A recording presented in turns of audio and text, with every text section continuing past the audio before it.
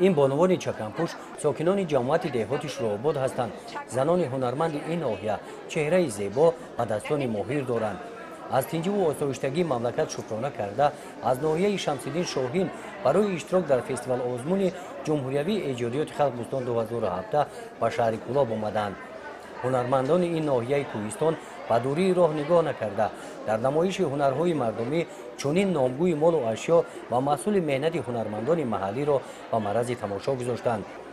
در ناحیه شمس‌الدین شاهین نمایش هنرهای مردمی بازگوی آن میباشد که در دوره صاحب استقلالی مملکت با احیای هنرهای دستی و کسب‌های مردمی هنرمندان ناحیه به صاحبکاری خرد و میانه مشغول شده ایستادند.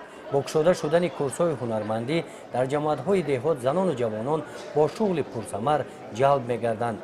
این زنان از جماعت دهات چگم هستند. با این نمایش آنها محصول کارهای دستی خود را آوردند که خاصی ملی دارند. ما تاجیکان باید در کجای باشیم که اول که تاجیکان نباشیم. مثال ما ملت تاجیک باید در کجای رفتیم مثال چه هنری که از تاجیکی خود داریم او را با دیگر ملت‌ها مثال معرفی کرده توانیم. یک دین اینکه باید چی کدام ملت نباشد در کدام وطن نباشد یکم معرفیگری مثال رسم و آیین خودش باشد.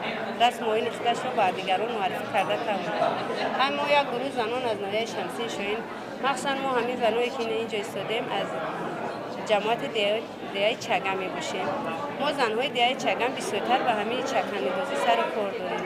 بسیار زنهای ما بر واسطه همین روزگار خود را پیش برده هم میتوانند.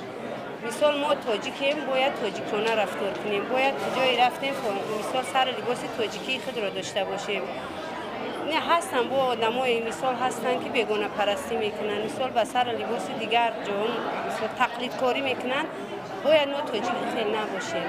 برای چی که از دیگر مثال دولت از دیگر جامعه رسم و این فعادت ما رو به جا نمیارند. ما چه خیلی از دیگر مثال چه خیلی باشد تاجیک باید تاجیکانه باشد.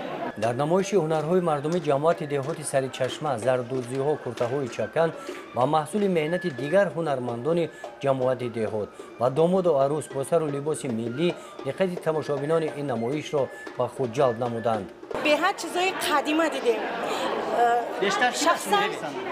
شخصا گلبستی تاجیکی رو، چکنی تاجیکی رو گلبست بسیار است، چکن بسیار است و آن گلهای تاجیکی قدیمی که اصلی است با فکر من که در کوهستان است ولی خیلی با آزرم تک موندن. اگر بسیار خوب میشید که احیای مردم تاجیک رو فرهنگ تاجیک رو اگر بازی پسند میدیدن و امروز در این تالار اگر خیلی خوب میشید که بازم میشد زور میشد. هنرمندان جماعت دهات داغستان باشند نامگوی چنین هنرهای مردمی را به نمایش گذاشتند. در داغستان صنعت کندکاری رشد می‌یابد. هنرمندان محلی با صنعت بلند و نقش و نگار ملی چنین گهواره‌های زیبا می‌سازند. محصول هنرمندان همه جماعت‌های دهات ناحیه از جانب حکمان بهای بلند گرفتند. مهنت هنرمندان جماعت دهات چگم و جماعت دهات شروع‌آباد را قید نمودند.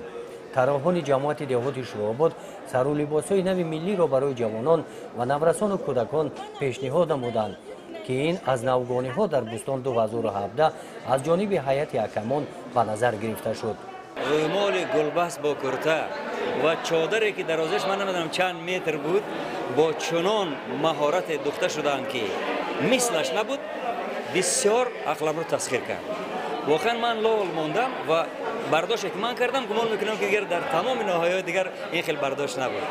سلامنا به همین مردم که اینقدر به فرهنگ ملی با احیای فرهنگ ملی دلبستگی دارند و برای نگاه داشته آن برای حفظش اینقدر کوشش میکنند. سلامنا گپی دیگر نیست.